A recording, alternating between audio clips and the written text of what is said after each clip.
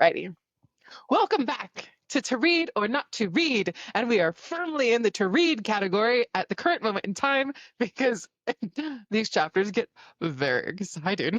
Very It made me exciting. do the little feet kicks, like, and I was at work, so it was embarrassing because people kept walking by my office, like, why is she smiling to herself? I was listening to it. I kept having to go.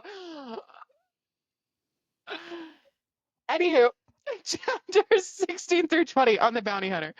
You have like more energy in that one sentence than I've had this entire week. Sorry, I told you the book is making me She's kind of energized. scaring me. Sorry. She's loving this book, y'all. I'm also loving the book. I just don't have the energy to do Oh, calm down. I'll read all it that, in. which is funny because I feel like that's usually me, pre me having this issue, which is hilarious. She usually is the bouncier one of the two. I'm usually psychotic, but yeah, whatever. Okie doke. Would you like to start? Because you sound very energetic about all of this, and I think you have very, very, very many opinions to share. There's not really like a whole lot of opinions, I guess. Not really any hot takes. It's just those are my The opinions. only thing that would have made Christina happier is if they would have held pinkies, I think. Which that might happen later. Who knows? They hold hands in a life or death situation, which is the best time to hold hands. Let's be honest with ourselves. I'm going to choose to address that when we get to that chapter. Okay. Okay. It's perfect. I love how much you're loving this. I really do. Anywho. Okay, so chapter 16 starts with Icar's POV, and they are leaving Kevin. They're leaving the town. Fantasy names. Kivan. Kivan. And the thing is, I have no chance because I haven't listened to the audiobook. You should know. The sad part is I have twice listened to it, and I still don't know the names because I don't pay attention to names. Names aren't important. They left the river port city place, and they're looking for tulips. So he got into that little fight, this little scuffle thing, to get the list of the tulips. And he won, and he got it. But he got beat up, which makes me laugh. I mean, I know he's a fighter, but like, if you don't get hurt by a mercenary, like, he's always getting beat up. You know how many times? We're only like 15 chapters in, and he's already been patched up like 3 different times from fights. Well, yeah, but that was fighting big, monstrous, like, not humans. Yeah, but that he fought with magic, and he didn't have... That's true. He says he couldn't use magic or his magical sword while he was in the ring, otherwise people would be very suspicious. So he just went in on his own. Well, I think weapons were against the rules, but yeah, I don't know, why wouldn't mercenaries use magic? Why is that suspicious? I feel like hunter magic. That is true. That is true.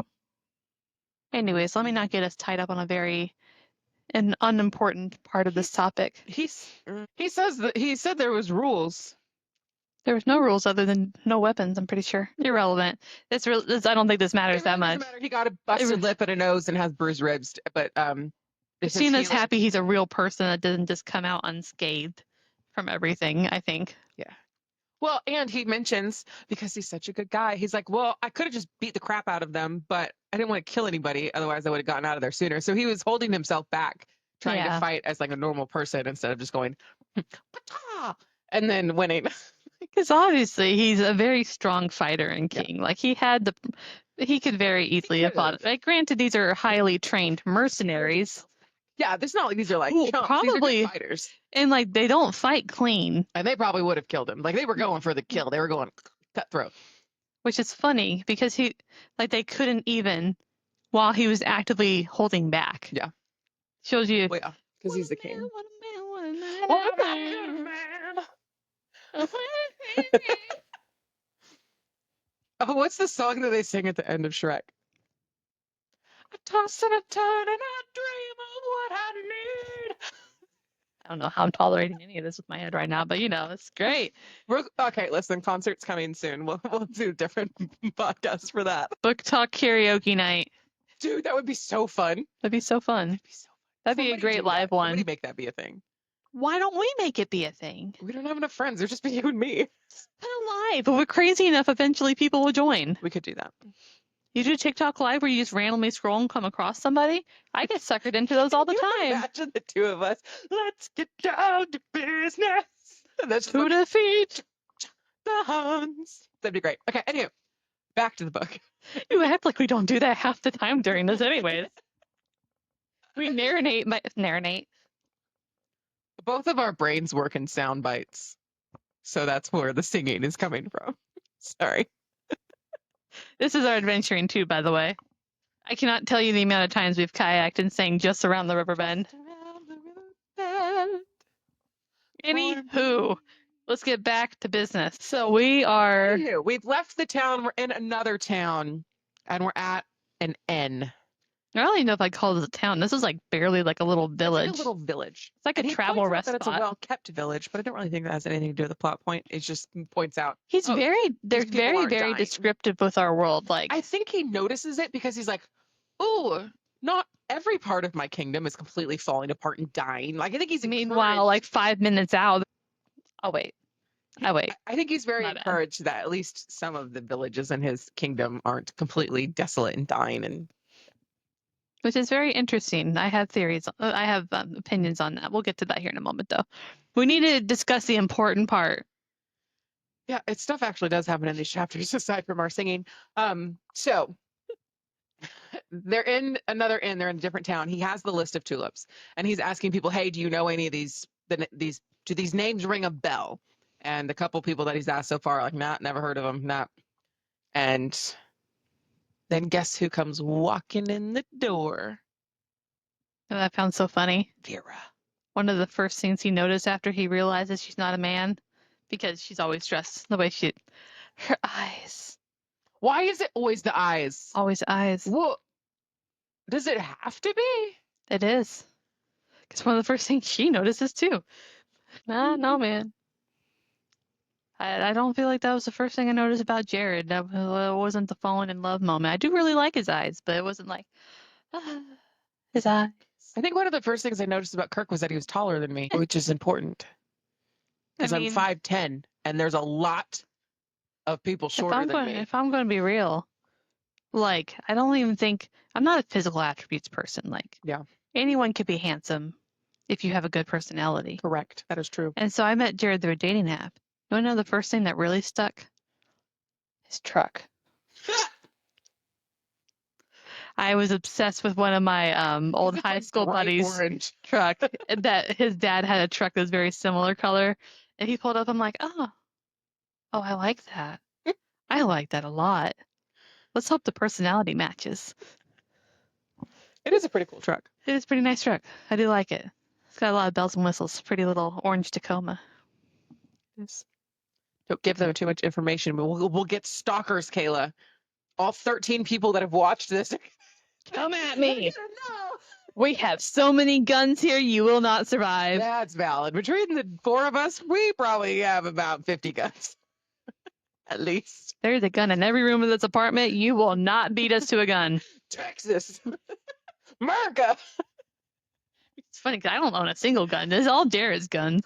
I technically own all of the guns in our house. Because Kirk's excuse for buying another gun is that, well, I thought you could use this one. Then he buys another gun. All of the pistols are technically mine. His AKs are his, I guess. The shotgun's his. But it's funny. Yeah. Anyhow. We have very aggressive husbands. Well, yeah, whatever, close enough. But the funny part is it's more of a hobby. Like, they don't. I mean, Kirk uses his for his job, but Jared hunts occasionally. Well, yeah, and hunts. Jared's, a lot of his are hobbies. Yeah.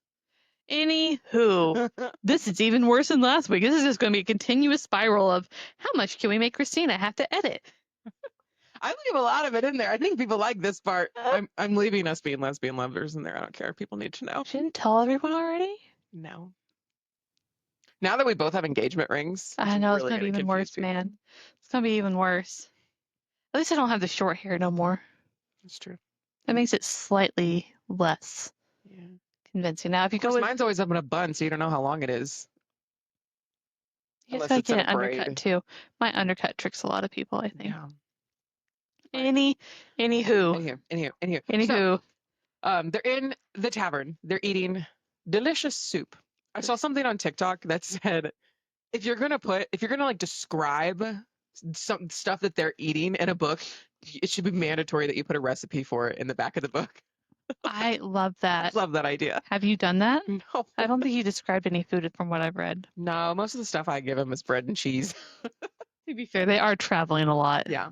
And on adventures a Beef lot. jerky. That's what you get. Any- That wasn't technically a tangent. It was necessary for this I don't conversation. think it was a tangent. We just straight up went into a whole nother category 5 times in a row. We haven't even got to pass the first chapter. It's probably been 10 minutes in. We got past the first page. So they're eating dumpling soup, which she says is very, very good. Everybody likes the soup. Everybody likes the soup. Good little travel town. Nice clean inn, good people, nice little cleaned up area. Perfect place for everyone to meet on the road. On the road again. No, we gotta focus. I can't wait to get on the book again. On the So we're stupid. Okay. Anyway, so he notices. Vera walks in. He automatically notices because, of course, we have the magic wand. Mm-hmm. We sure do. And she goes up and orders her soup and is eating her soup because, as we all know, Vera has hold on. constant hankering for good food. Wait, pause. I want to touch on. Chill, bro.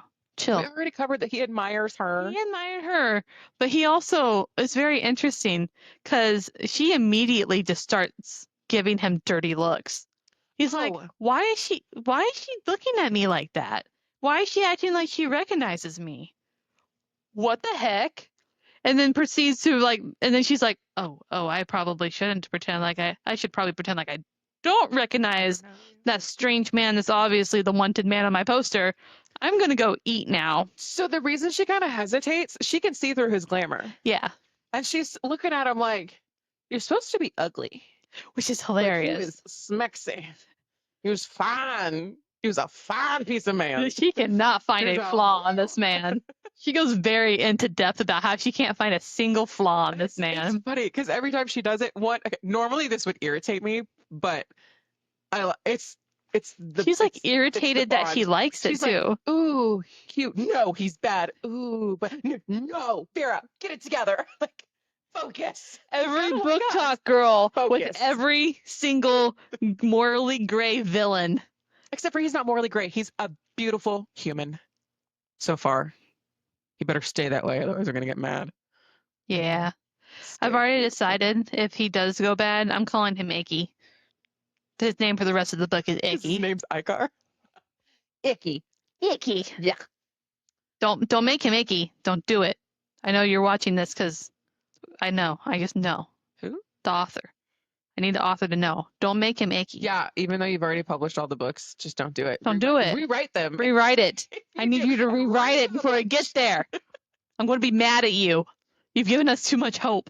No, I have high hopes. I have great high hopes. This better not be a tampon situation. But it's doing something stupid with Nadine. But I have a feeling he's too good a person for that. Not Nadine. Not yet. Not yet. Whatever the name is. I didn't even question it. But I have theories about that too. But anyways. She's eating. She's happy. She's eating. He clocks her and walks over and says, hey, do you know these people on this list? And she looks at it and she's like, but keeps it together, kind of. And he goes, she knows something. And she pulls the list towards her and says, nope, sure don't. You got it. This is author so descriptive about how anyone does any action. She straight up went, with the stain. She already knew what it was, and she just went, let me look at that. And then proceeded to be in horror that the names are correct. Yeah, so this is the first time that we have confirmation that these are the correct names of the tulips. Because the list could have been wrong, because we don't know who talked to, because Nadiette doesn't know. She couldn't have fact-checked the names on the list. But so this list... She could have fact-checked names on the list. They'd already be gone. Exactly. She would have known. But so this is we know that the person that gave them the list has to be someone connected with the tulips because nobody else for the past 200 years has known these women exist. So my money's still on Mama Tulip. Not Mama Tulip. Mama T, whatever her name is not the bad guy. It's a different person. I just want to clarify. Elf Tulip Lady. Elf Tulip Lady. That's what I was calling. Bracelet Lady. Yep. Bracelet Lady. Ooh. I do have theories about that. Anyway, yep. We'll get there. Anywho. If we get anywhere. Because we're terrible at this. This might take a while. So Vera gets it and she looks at it and she's like, nope, can't help you. Bye. Oh, no, it's worse than that. She straight up goes like, she just ruined the whole list. At first she ignores him and he's like,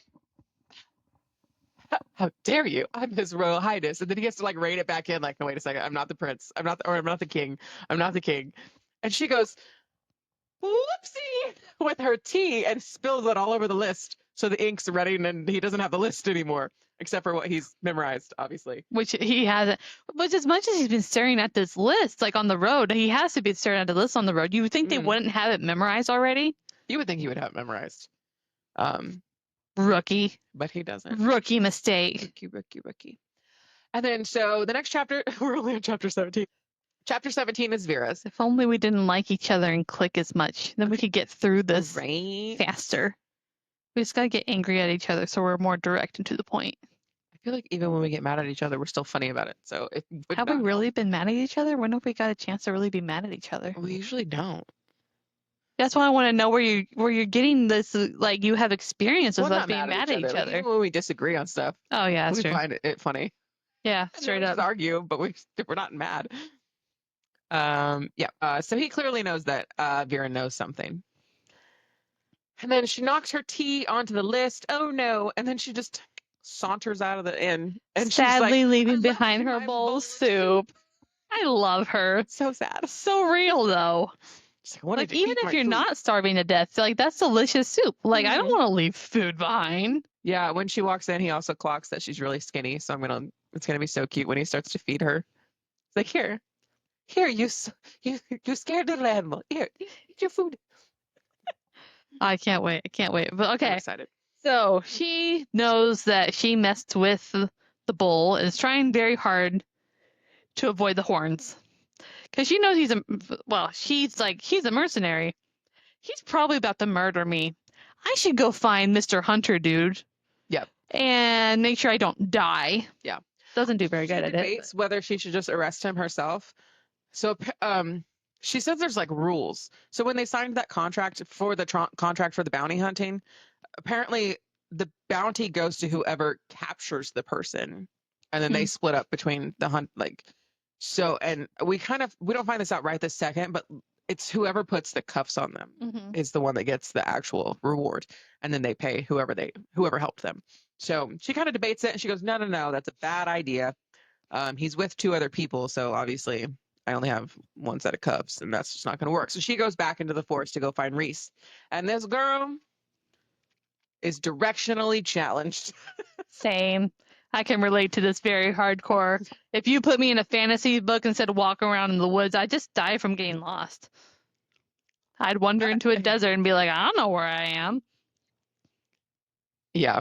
So she goes, they must have came into town together and then he went to the forest and she went to the inn. Otherwise, I feel like she would have had to have known where to get back to. So I think they kind of did a remote location so that people weren't, one, harassing them. Yeah. And two, if they did an arrest, that's not as visible to the town. Right. But if she had walked from their camp to town, she's following a deer to make it back. She's following a deer path in the dark. Well, get it together. Not everyone is directionally like heaven sent like you. Like, I would probably also get lost, but I'd also I'm very paranoid in the woods. Like, I'm going to be looking for cues everywhere. I'm not going to straight up walk past and I'm like, oh, this is a whole other path. Let me climb a tree that might have issues with it.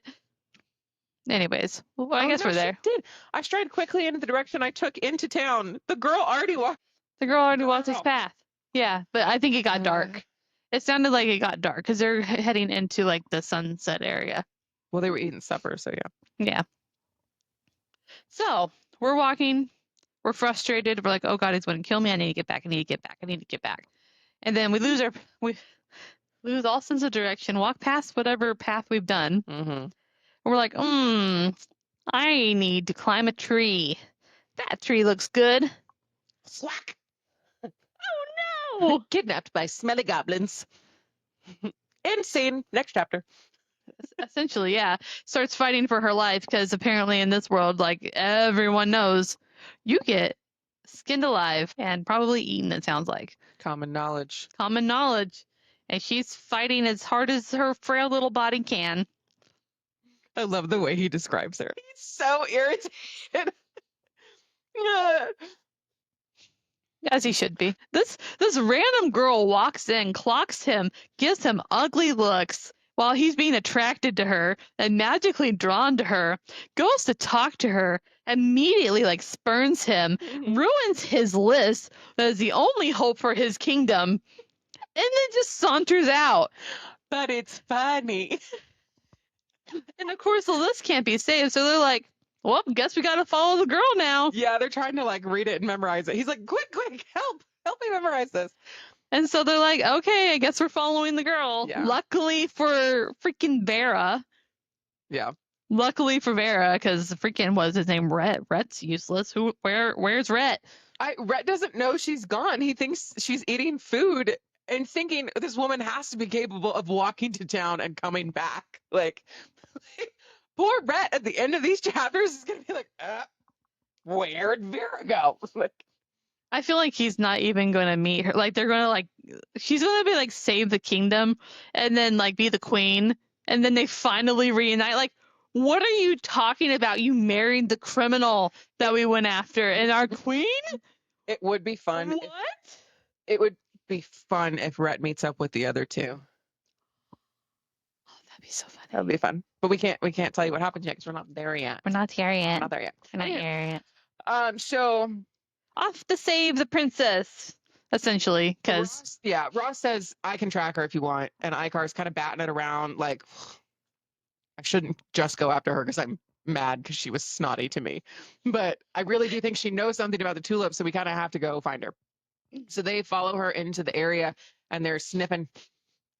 Apparently, goblins are sniffly, smelly, and he's like, really? You got captured by goblins? Like he's sitting there thinking, goblins are so obvious. Like he points out, he goes, those are not hard to avoid. Like, I don't know if we talked about this a lot. Like his senses are extra heightened on top of other magical individuals. He smelt them a mile away. Mm-hmm. And he's like, what is wrong with you? She was thinking about you, boo. Thinking about you. He doesn't know that yet. He doesn't. They're very irritated with each other. They're very irritated. Yeah. So they see the goblins hoisting her into a tree to take her up to their little hut tent things up in the trees. And he's like, oh, Lord, I have to go save her. And his buddies are like, dude. These guys are like, okay, if we have to. Because he's straight up like, okay, so I'm going to like go crawl into that nest up there. Yeah. And y'all fight a bunch of dirty, stinky goblins while I go do that. I'll be right back. Oh, I'll be back, man. Don't get the pack smelly. Leave them behind before you fight, man. So he goes up into the tree and pops into the goblet hut and says, come with me if you want to live. And she's like, oh, crap, he's come to kill me. And he's like, I'm trying to rescue you. Like, why are you scared of me? There's so much. And then proceeds to just, we're going to say, efficiently murder the goblin that attacks him. He goes, just like one shot kill, like, oh yeah, let's just confirm how scary and dangerous this mercenary that is coming after me is. Yep. Oh, you're freeing me? Yeah, so she thinks he's there to come get her as a tulip and get the reward for capturing a tulip. He's just trying to rescue the dum-dum because he's like, I need your help. And you've gotten captured by goblins. How inconvenient for you to get. Why did you do this to me? You ruin my list, make me get captured by goblins after you make it to where I have to save you. And they didn't get to finish their dumplings either, okay? They didn't get to finish their dumplings either. No one gets to finish their food in this book. No dumplings. No food. Everyone starves to death. That's the true ending. Everyone starves to death. And the kingdom ends because everyone starved to death because no one finishes their freaking meal. They should have called this the Hunger Games 2.0. Okay. Oh, we also, she dropped her sword. That's part of how they found them. I don't know if that's relevant because I don't know if they still have it. I didn't even read that part. Yeah, she dropped her sword when the goblins picked her up. Anyways, I don't know. I don't think it's relevant. Cover, so I feel like the sword's important. I don't know. Is that her sword or his sword? It's hers. Oh. Yeah. They keep mentioning how old the hilt of the sword is, so I think it's like a relic from old lady light. Maybe we'll find out. Yep. So I have faith in this author. She will tell us. She will. We're in the hut. He's viciously killed the thing. He's trying to save her life. Come with me if you want to live. Come with me if you don't want to live. Drags her out. I love her. I love her so much. This girl is still being stubborn to the point of almost counteracting her own rescue. Yeah. But she eventually decides, you know what? I'd rather go with him than get my face torn off by goblins. So they jump out of the goblin hut. They're fighting everybody. And then they have to run away. And then they meet back up with the other two. And they're like, we have to run away. And then they all grab hands like they're playing. Well, hold on. We come to a point where we either go way around the river and lose time and die from goblins. Yep. Or we jump in the scary magic river. Which honestly, I think just the goblins have to run the same distance as you. He points out that they probably have traps all over the area, and it's dark. That is true. Yeah, there's a good chance that they're going to get caught. But and goblins can't swim, so this is the fastest way to not. There's river monsters everywhere, and it's well known for being like, oh, you're going to float down a mile? You're going to float down 100 miles? Yeah, so, okay, so they all join hands, and they're running because they have to hold on to each other because the current river, and they jump into the river, and they're floating around in the river. And they kind of... You make it sound so peaceful. They're almost drowning and dying in the river. Well, yeah, because nobody knows how to swim in fantasy. Listen, if you want to live in a fantasy or a post-apocalyptic you understand show, this. you need to know how to swim, and you need to know how to climb ladders and slash trees, okay? Do you realize how many people die in zombie movies because they can't climb a ladder? Fair. Practice your ladder skills, people. This river is well known to be extremely violent and have magical currents that have a mind of their own. Yeah, so I think the river... You can go the opposite direction of the natural current. I think the river can teleport you. Something along those lines. She's talking about the goblins that kind of jumped in after her, and they're like disappearing, either because they're being yanked down by something in it. And she says some of them are there and they're just not, because they wind up way downriver longer than what they would have floated to. Mm-hmm. It is a very fast, turbulent, moving river. And they're all holding hands to try not to get separated and sent to different places. So I would like to point that out too before you just say she can't swim. She talks about how she's not a good swimmer, but the boys can. The men can swim. She just doesn't like to. She's not very good at it. She's not a competent swimmer. And I'm. She says, I know I'm not a very good swimmer, and this is gonna be bad. Like, thank you for pointing that out. And they're wearing gear you should have better and skills. clothes, and they're not. It's not. This isn't a peaceful little river they're going down. Like they're fighting for their lives. Not to mention, we have to hope we don't get eaten by a river monster. By the nom-noms. Nom-nom. Nom-nom. So they're floating down the river. Icar stabs something. River monster. One of the other guys starts stabbing something, and he kind of gets pulled down. And his head pops back up for a second. He says, we'll find you. And she's like, oh, these guys that just saved my life are about to die. And so she kind of feels bad and says, hey, meet us at whatever town they were planning to meet at. She doesn't know if they heard her or not. And then they let go so the other two can keep going. And he's like, we'll find you. Her and Icar are now alone. And the other two are fighting a river monster, and we don't know what happens to them. And it's haunting both of them.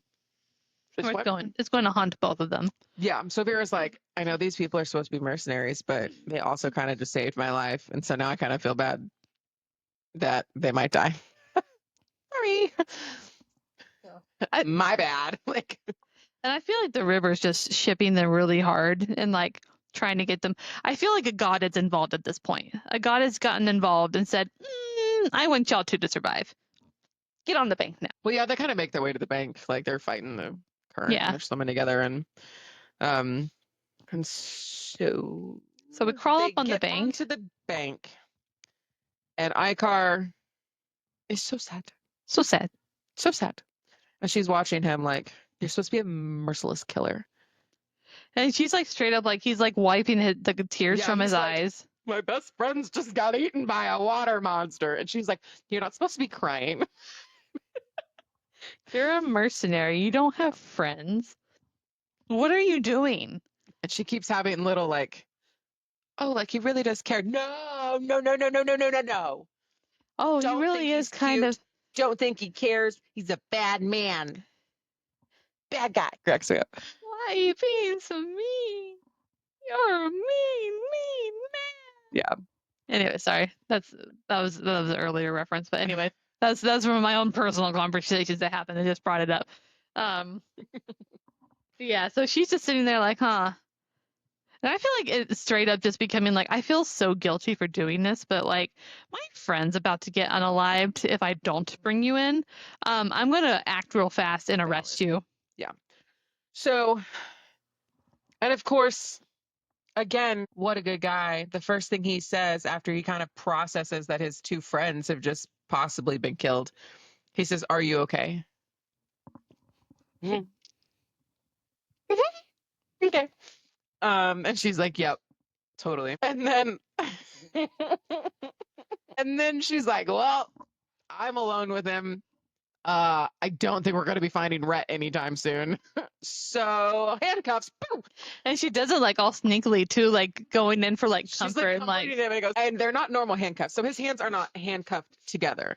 It's a magical band that covers his wrist, and it stops him from using magic. You get, and like if you kill the person who puts it on you, like you're trapped forever. Yep. If you kill the person who put it on you, you can never use magic again.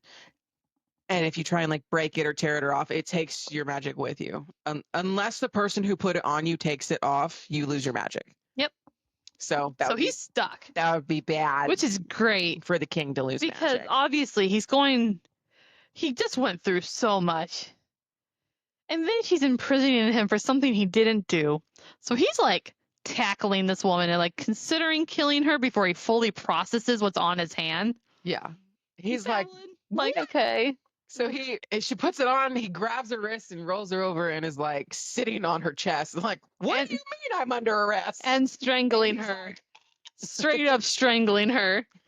She's sitting there trying to read him his rights, and he's like, you have the right to remain silent. Apparently this happens in this world a lot. Because she's like, okay, I've seen this happen before. I've seen Rhett get like choked to death before. I just have to copy their same movements. It's really interesting. Yeah. Like, do we not incapacitate and like knock out our people before we do that? So that way they have to wake up and then like chill out? Yeah. So the cuff doesn't restrain them at all. It only restrains their magic. It doesn't restrain him physically at all. The only thing it does is it makes his magic go away. So he's sitting on top of her and it's like, what do you mean I'm under arrest? What are you talking about? I can't be under arrest. So she's like, your warrant is in my pocket. Get it. And so he reads it and he's like, oh, I am under arrest. And she's sad. And she's sad about how he grabs it out of her pocket. I just wanted the details, man. It's all in the details. She's just like, it's in my breast pocket. And he's doing everything he can not to touch it. I'm like, cop a feel. Like, is he just sweet and gentlemanly? No. It's because I'm ugly. It's because I'm ugly and disgusting from that river. That's the only reason why he's not touching me. Because he's a bad guy, right? We know this. Bad around.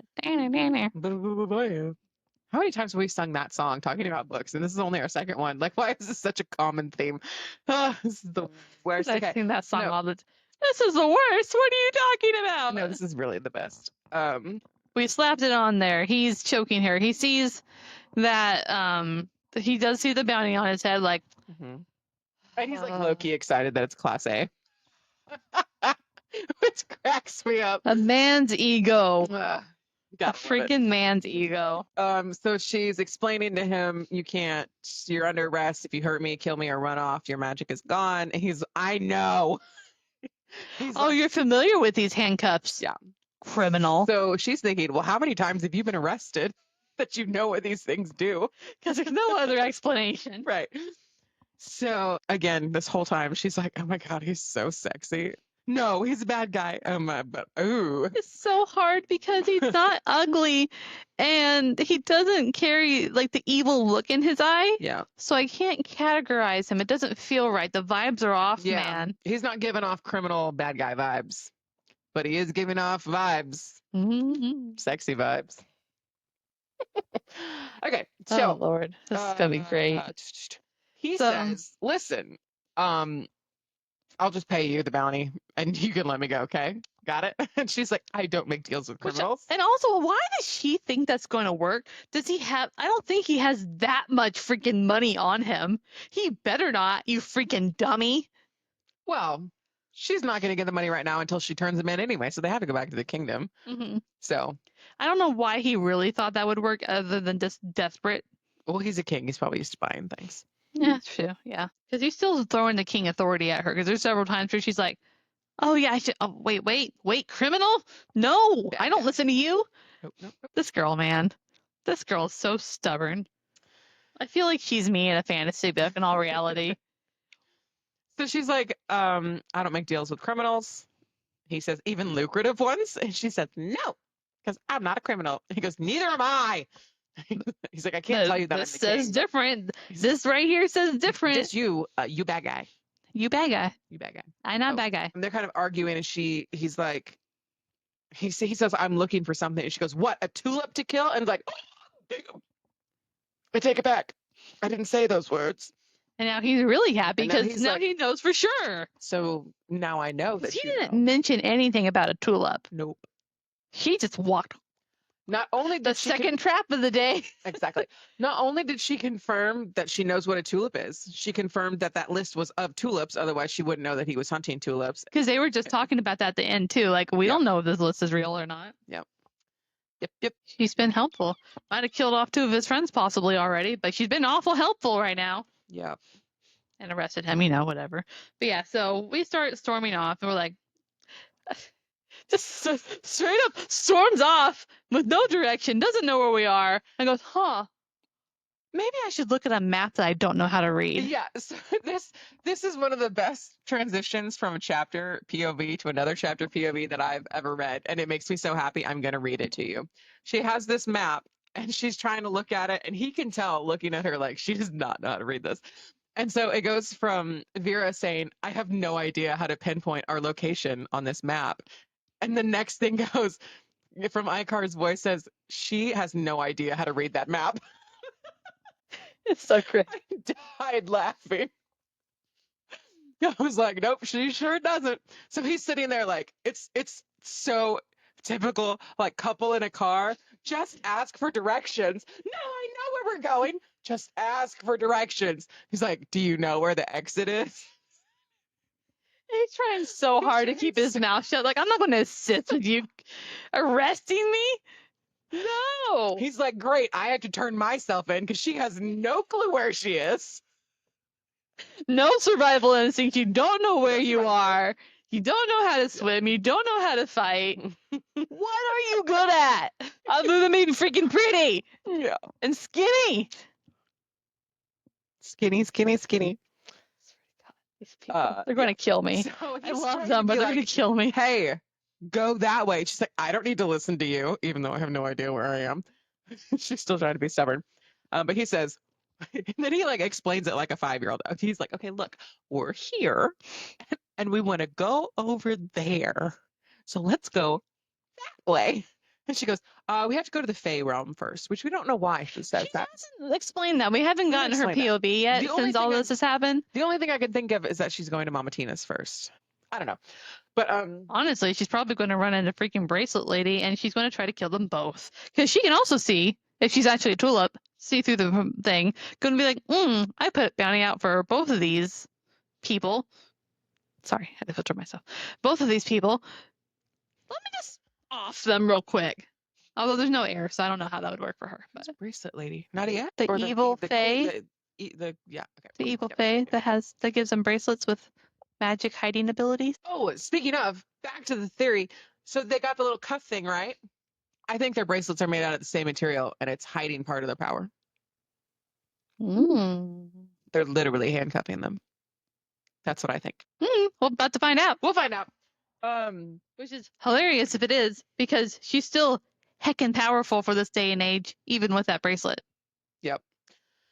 So they're meandering about he's trying to give her directions. She's not taking the directions, but she's kind of taking the directions because she's like, well, I don't know how to do this, but I can't let him know that I'm taking his directions, which is dumb because he's just giving the direction. Essentially, from here, what I would say is it turns into he keeps trying to talk to her and get what he wants out of her. Like, are you a hunter? You don't need to know that. Yeah, he's trying to figure out. He's trying to learn about her. He's trying to figure out what she is. Like, he's barely gotten his name out of her, and that she had to bite her tongue too, because she realized, like, my name's on the freaking list. Luckily, I gave him my nickname and not my legal name, or else I'd probably be dead. Yeah.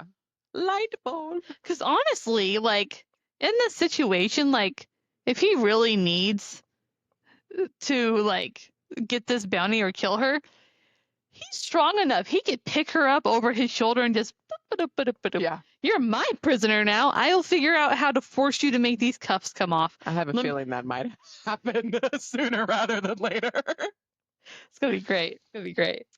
But yeah, so he's like asking all of these 21 questions, and then she's like, no. He's like, what do you want to do? Just travel in silence? Yeah. She's like, shut up, stop talking to me. But he asks if she's a hunter. She's like, I started working with hunters, so he knows she's not a hunter. He's trying to figure out, how is this tiny little human? First of all, he's mad because she kidnapped him. He's like, I'm embarrassed. My pride's hurt. I'm so embarrassed that this happened because she's not anything. Like, well, she's not a hunter. She clearly can't track. Like, the only reason that his ego has not completely, he hasn't just died of a broken ego, is because he was a Class A criminal. Yep. That is the only reason.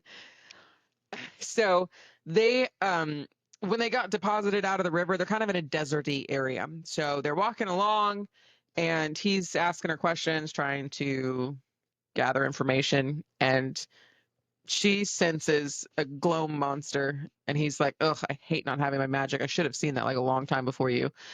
And so he's like, okay. And so he doesn't have magic, but his sword's still enchanted. Magical. Yeah. So he tries to fight off this thing. They call it a murk. It's a misty, half-formed thing, so it's hard to kill because you can't like get to the nougaty center on the inside, and the mist that you breathe in when it comes around makes you hallucinate. Yeah, hallucinate and like completely blocks out your vision. Like you just essentially like go to the Twilight Zone. Who turned out the lights? That's pretty much what's going on. To the point where like he can't see his hand in front of his face, like it's pitch black. So he's trying to fight it. He kind of stabs a couple of times, and I think he kind of injures it a little bit. And then he starts hallucinating because he has to breathe. And once you breathe this mist in, you start hallucinating. So he sees his friends, and he's like, wait, oh, you're there. I'm happy, but we're fighting something, aren't we? He's like, I don't remember. And then Vera's over there, perfectly fine. She's got a little ball of light in her hand, like, nope, what? I don't know. My question was like, how far was he like dragging his feet behind her? Because if he would have been right next to her, almost none of this would have happened. She just could have had a brighter ball of light and just been like standing there with her ball of light, and he's like trying to run around to fight the thing, and she's just like,